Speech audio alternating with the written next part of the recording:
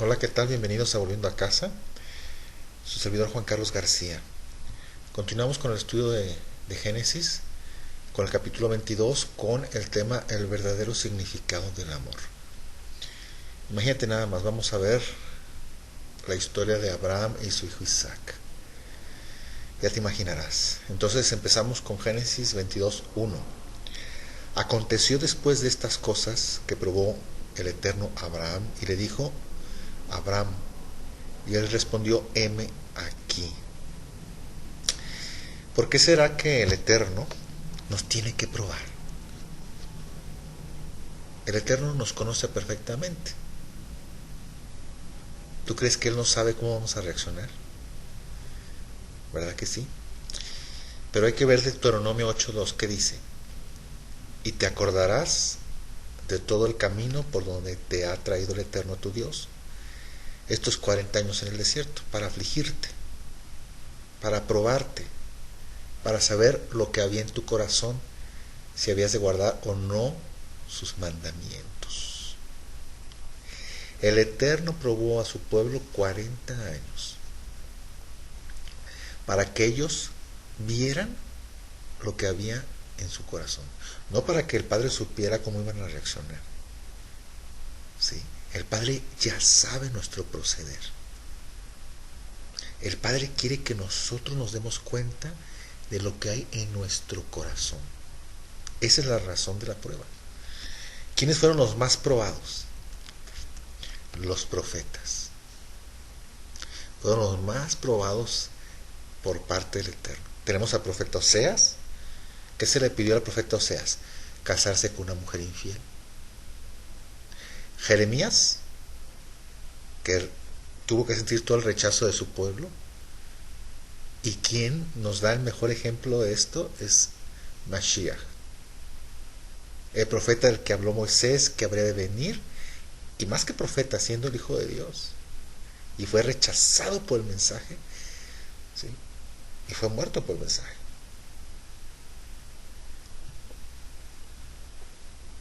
En este caso, Abraham, que también es profeta, ¿sí? Y un profeta tiene que estar tan convencido de la visión que recibió, ¿sí? Tiene que estar muy convencido del mensaje.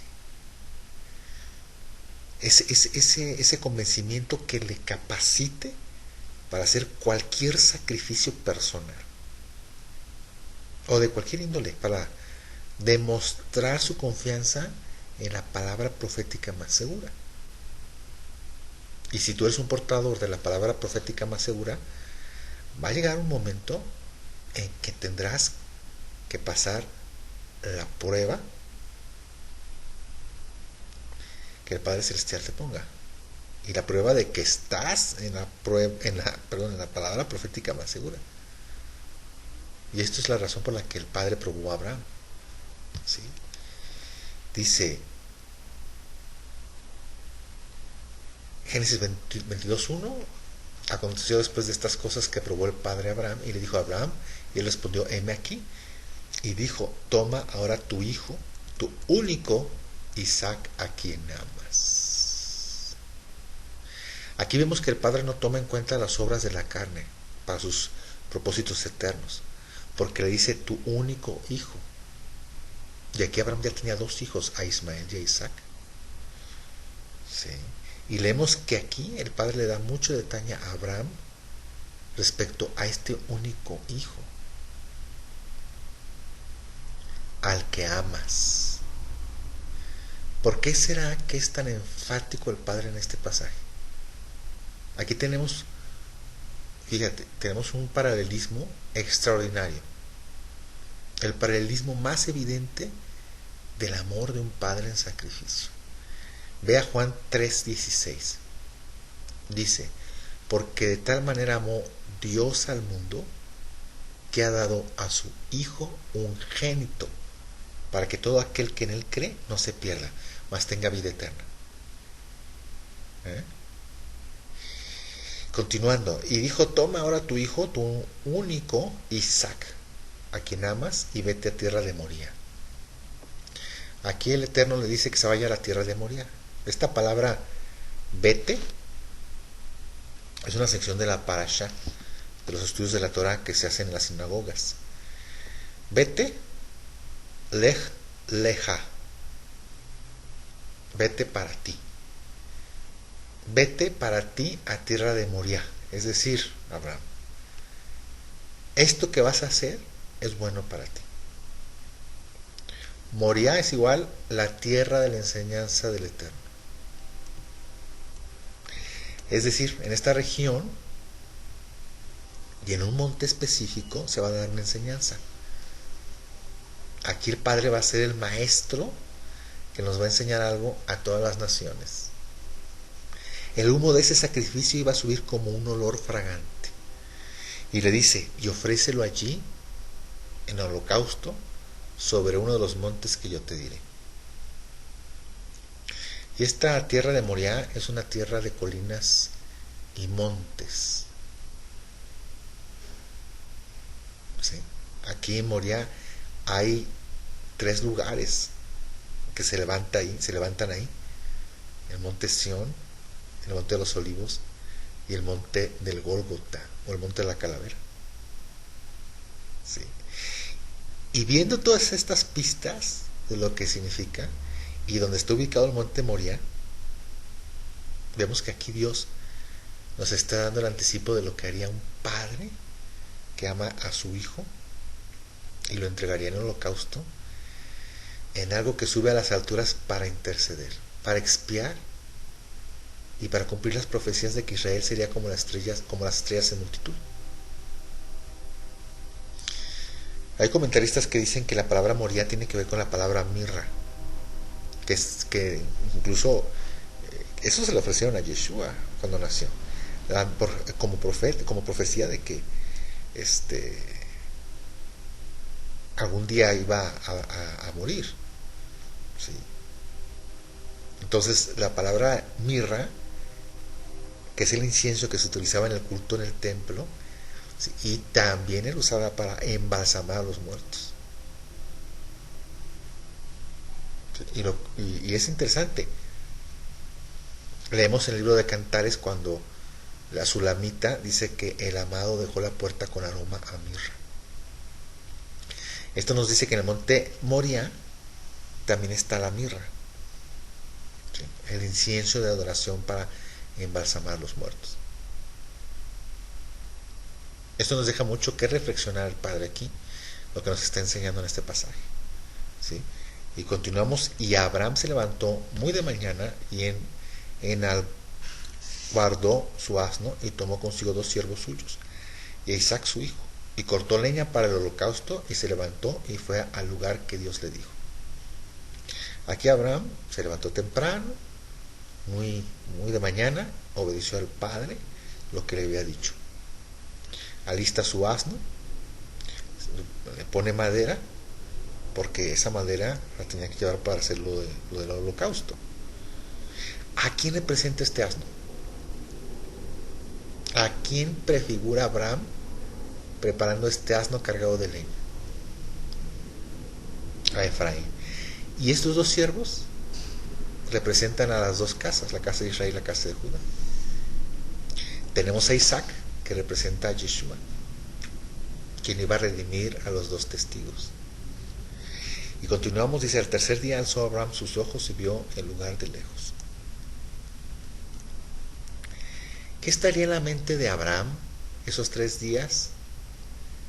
¿Te imaginas que iba ahí caminando, pensando en llegar al monte de Moriah, viendo a su hijo, al asno y la leña, sus 2 siervos? ¿Qué iría pensando Abraham esos 3 días? ¿Cuál sería su perspectiva de esos días? Él iba pensando ya, ¿sabes qué? Mi hijo, pum, ya, muerto. ¿En qué momento volvió a la vida Isaac para la perspectiva de Abraham? En el tercer día. Ve a Hebreos 11:17. Por la fe Abraham, cuando fue probado, ofreció a Isaac, y el que había recibido las promesas ofrecía a su unigénito, habiéndosele dicho: en Isaac te será llamada descendencia, pensando que Dios es poderoso para levantar aún de entre los muertos de donde en sentido figurado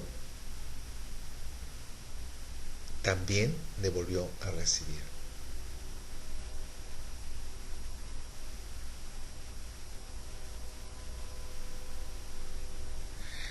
Aquí leemos que Abraham simplemente confió en la palabra del Padre y obedeció porque él creía que Dios podía levantar aún entre los muertos. Él sabía que Isaac no iba a morir en realidad. Él entendió el principio de la siembra y la cosecha. Si una semilla no cae en trigo y muere, no puede dar fruto. Abraham conocía esto y estaba dispuesto a sembrar a su hijo que vendría a dar vida. Aquí tenemos un hijo que nace de manera sobrenatural. Nace de padres que sus cuerpos estaban ya casi como muertos. Vemos que la historia de Isaac es una historia de dar vida. De unos padres que por sentido común ya no podían concebir. De ahí nace. Y su padre está dispuesto a sacrificarlo con la certeza que el padre le resucitaría. Y ahí se cumpliría la promesa. Y dice, y vio el lugar de lejos. Sí. Aquí vemos que Abraham tiene una visión de lo que ocurriría en ese lugar. Vea Hebreos 11:13, dice, conforme a la fe murieron todos estos sin haber recibido lo prometido, sino mirándolo de lejos y creyéndolo y saludándolo y confesando que eran extranjeros y peregrinos sobre la tierra. ¿Sí? Continuando, entonces dijo Abraham a sus siervos, esperad aquí con el asno, y yo y el muchacho iremos hasta allí y adoraremos y volveremos a vosotros. Aquí tenemos esto que es interesante, que le dice, esperen aquí, hay un lapso de espera. Primero tiene que hacerse el holocausto y después volver y verlos. O sea, voy a hacer el holocausto y luego voy a regresar. Dice, y tomó Abraham la leña del holocausto y la puso sobre Isaac su hijo, y él tomó en su mano el fuego y el cuchillo, y fueron ambos juntos, y puso sobre Isaac su hijo la leña. Aquí vemos que hubo una transferencia de la madera. La tenía el asno y fue transferida a Isaac. Aquí vemos la transferencia de la culpa simbólica, que se le quita al burro y se le transfiere a Isaac. El profeta Oseas habla de que 3 días estará Efraín en el exilio, pero el tercer día será resucitado. Oseas 6:2, nos dará vida después de 2 días, en el tercer día nos resucitará y viviremos delante de él. ¿Sale? Y continuando, Abraham tomó en su mano el fuego y el cuchillo y fueron ambos juntos. Aquí vemos que ellos van juntos.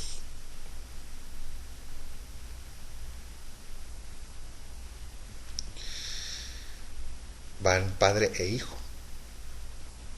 Aquí la palabra nos está diciendo que Yeshua no iba solo, iba su padre con él. El fuego ya iba preparado, el padre lo llevaba. El fuego es consumidor, sus ojos son como llamas de fuego. Deuteronomio 4:24, porque el eterno, Yud Hei Bast Hei, tu Dios es fuego consumidor, Dios celoso. ¿Qué representaba el cuchillo? La espada de 2 filos. Y el fuego, el espíritu del eterno. ¿De qué manera somos purificados? Por su espíritu y por la palabra. Necesitamos el rescate del Hijo, de Yeshua, pero también necesitamos el fuego de su espíritu, purificándonos, y su palabra que traspasa nuestro ser. ¿Sale? Entonces habló Isaac a Abraham, su padre, y dijo, Padre mío, y él respondió, heme aquí, mi hijo. Y él dijo, he aquí el fuego y la leña, mas ¿dónde está el cordero para el holocausto?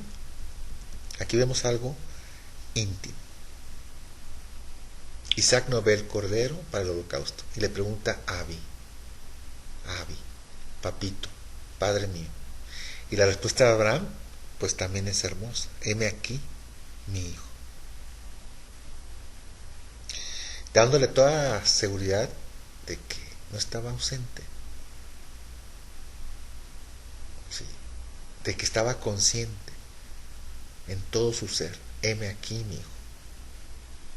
Y respondió Abraham: Dios se proveerá de cordero para el holocausto, hijo mío.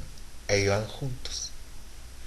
Esta palabra de Dios, se proveerá, se traducen del verbo que quiere decir ver, observar. Se puede decir también: Dios buscará para sí mismo. Dios buscará para sí mismo. ¿Y quién sería el cordero apto para el holocausto si Dios iba a estar en búsqueda para el cordero del holocausto? Pues obviamente su hijo. Y dice: y cuando llegaron al lugar que Dios le había dicho, edificó allí Abraham un altar y compuso la leña y ató a Isaac su hijo y lo puso en el altar sobre la leña.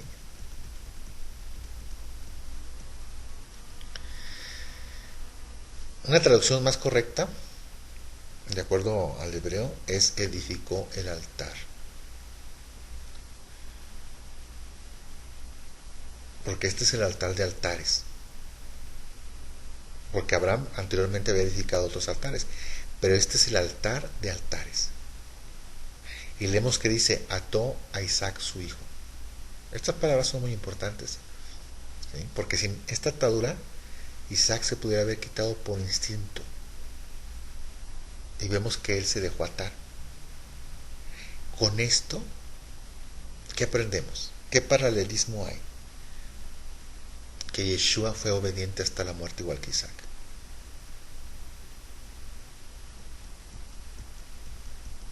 Sí.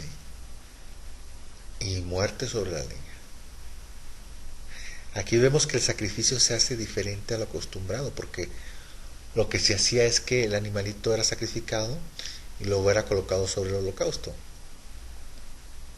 Aquí vemos que se cumple perfectamente la tipología de Yeshua en la cruz, que muere en la cruz y no antes. El Mesías sufriente sobre el madero. Leña es etz, que es igual a árbol, o etzim, árboles. La palabra hebrea para leña es etzim, que significa árboles. O sea que de manera literal se diría que puso a Isaac sobre los árboles, sobre los maderos. Y si analizas la cruz del Mesías, entonces diríamos que eran dos árboles, dos palos que se ponían en manera de cruz. O solo se llevaba el travesaño horizontal y ese se clavaba en el árbol y así se formaba la figura de la cruz, ¿sí? Y extendió a Abraham su mano y tomó el cuchillo para degollar a su hijo. ¿Qué es lo que nos mata? ¿Qué es lo que dice la Escritura que a nosotros nos mató por nuestros pecados? La letra mata, pero el Espíritu vivifica. En este caso, la palabra que es la que nos mató es la que va a traspasar a Isaac: la espada, el cuchillo. Entonces el ángel del Eterno le dio voces desde el cielo y dijo: Abraham, Abraham. Y él respondió: heme aquí. Y dijo: no extiendas tu mano sobre el muchacho, ni le hagas nada, porque ya conozco que temes al Eterno, por cuanto no me rehusaste tu hijo, tu único. Entonces alzó Abraham sus ojos y miró, y aquí a sus espaldas un carnero trabado en un zarzal por sus cuernos. Y fue a Abraham y tomó el carnero y lo ofreció en holocausto en lugar de su hijo. De aquí se deriva la convocación de tocar el shofar, el Yom Teruah. El propósito es también el recordar la atadura de Isaac. Este carnero que fue ofrecido como sustituto temporal hasta que viniera el Cordero de Dios. El sonido del shofar es un llamado que nos hace el Padre a retornar a sus caminos. Es una alerta de preparación. Retorna, tienes tiempo, te estoy alertando, te estoy exhortando, regresa al camino. Y dice: y llamó a Abraham el nombre de aquel lugar Yud Het Bat Heit proveerá. Por tanto se dice hoy: en el monte de Yud Het Bat Heit será provisto. Y llamó el ángel del Eterno a Abraham por segunda vez desde el cielo. La primera vez implica el sacrificio Mesías ben Yosef. La segunda vez implica la promesa del reinado Mesías ben David. ¿Ok? Y dijo, por mí mismo he jurado, dice el Eterno, que por cuanto has hecho esto y no me has rehusado tu hijo, tu único hijo, de cierto te bendeciré y multiplicaré tu descendencia como las estrellas del cielo y como la arena que está a la orilla del mar, y tu descendencia poseerá las puertas de sus enemigos. Mateo 16:18 dice, y yo también te digo que tú eres Pedro, y sobre esta roca edificaré mi iglesia, y las puertas del Hades no prevalecerán contra ella. En la antigüedad, para edificar una ciudad había que derrumbar las puertas, sus murallas. Vemos la escena de los muros de Jericó que cayeron, y tenemos una representación de lo que es derribar las puertas de los enemigos. Así que viendo estos pasajes nos podemos dar cuenta que la descendencia de Abraham, la que es como las estrellas del cielo, es la que va a derribar las puertas de los enemigos. Las naciones que se levantarán, que está a punto de ser, en contra de la nación de Israel, todas esas murallas van a ser derribadas. Y aquí continúa, dice, en tu simiente serán benditas todas las naciones de la tierra, por cuanto obedeciste a mi voz. Así le dice a Abraham. Obviamente la obediencia no fue algo inmediato. La obediencia fue el fruto de dos palabras claves, amor y adoración. Y por ende, y como fruto, estas dos palabras viene lo que es la obediencia. Y dice, y volvió Abraham a sus siervos, y se levantaron y se fueron juntos a Beersheba, y habitó Abraham en Beersheba, o Beersheba. Aconteció después de estas cosas que fue dada noticia a Abraham, diciendo, he aquí que también Milca ha dado a luz hijos, a Nacor tu hermano, Uz su primogénito, Buz su hermano, Kemuel, padre de Aram, Kesed, Jaso, Pildas, Hidlaf y Betuel. Y Betuel fue el padre de Rebeca.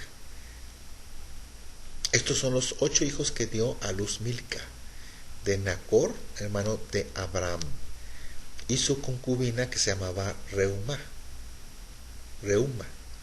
Dio a luz también a Teba, a Gaham, a Taaz y a Maaca. ¿Por qué será que al terminar este capítulo del sacrificio de Isaac nos dice que después de estas cosas le fue dada noticia a Abraham que se ha dado a luz? Que da a luz las palabras la atadura de Isaac. Rebeca, la esposa de Isaac. ¿Qué es lo que surgió del costado de Adán? Eva, su esposa. ¿Qué es lo que sale del costado de Yeshua cuando es traspasado? Sangre y agua, para purificar a la esposa del Cordero. ¿Sí? Rebeca igual a Ribka.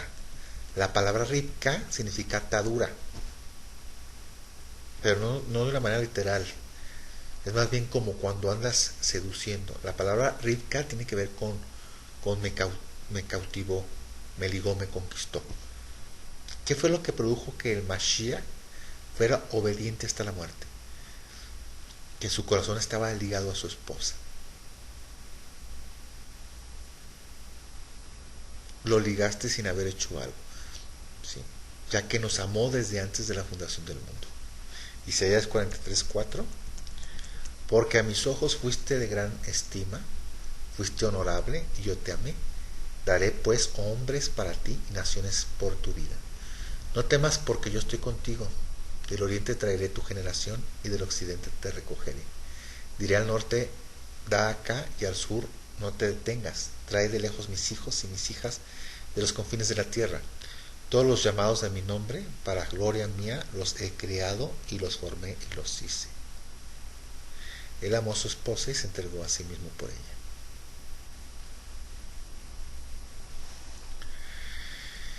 Conclusión. Si ponemos una vez más atención a la cuestión de la ley de la primera mención, que es cuando una palabra aparece por primera vez, esa palabra va a ser determinante para todos los pasajes de la Escritura. ¿Sí? El amor bíblico es definido por la entrega de un padre a su hijo, a quien más ama. En esto hemos conocido el amor de Dios para con nosotros, en que el Padre envió a su Hijo ungénito al mundo para que vivamos por Él. En esto consiste el amor. No en que nosotros hayamos amado a Dios, sino que Él nos amó primero y ha enviado a su Hijo ungénito en propiciación por nuestros pecados.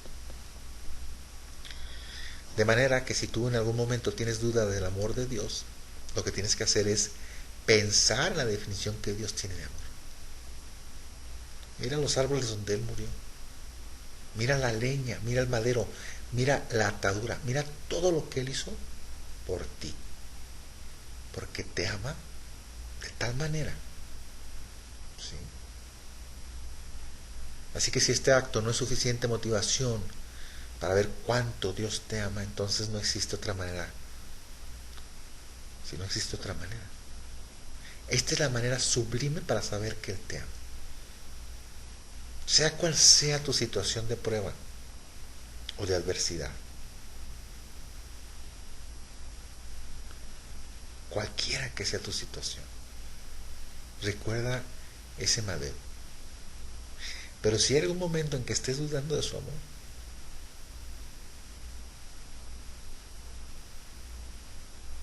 te lo vuelvo a repetir, recuerda ese madero. Ve a la cruz y no te quede duda de su amor por ti. Te damos gracias, Padre Celestial, por permitirnos ver este estudio y de ver tu amor tan grande por nosotros. Un amor, un amor infinito. No hay explicación, no es que hay explicación, sí hay explicación, pero no sabemos cómo expresar tanto amor de tu parte hacia nosotros. Gracias, Padre Celestial, por eso. Gracias, Padre, por enviar a tu único Hijo a morir por nosotros, por nuestros pecados. Fue obediente a ti hasta la muerte. Bendito eres, Yeshua. Ten misericordia de nosotros. Bendice a todas las personas que escuchan este video, Padre Celestial. Y que no haya duda de tu amor infinito. Todo esto te lo pedimos por los méritos y en tu nombre de tu Hijo Yeshua.